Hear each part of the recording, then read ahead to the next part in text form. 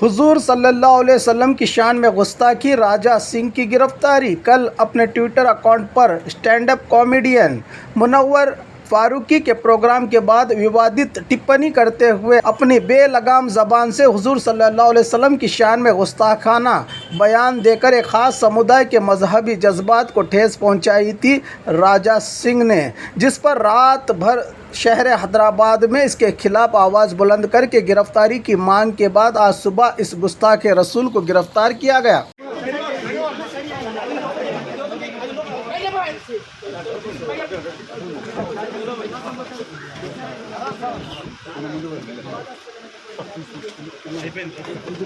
అనొక చేసి పెండి రాజా చేసి పెండి పైన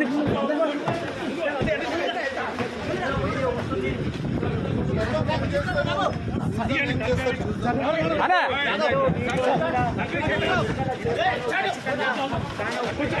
కేవలం మొదటి వీడియో మాత్రమే